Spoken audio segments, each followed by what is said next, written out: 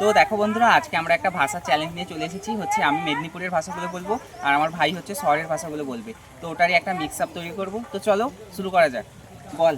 2000 years later. কোথায় যাবি? কাই যাও টুরে? কি খেয়েছিস? কি খেয়েছিস নয়, কি খাও টুরে? আজ ঘুরতে যাবি? আজ ঘুরতে যাবি নয়, কি রে ঘুরতে যাবুনি? আজ স্কুল যাবি না? আজ স্কুল যাবি না নয়, কি রে আজকে স্কুল যাবুনি? কি রান্না হয়েছে আজ? কি রান্না হয়েছে নয়, কি রে কি রান্না করু টু?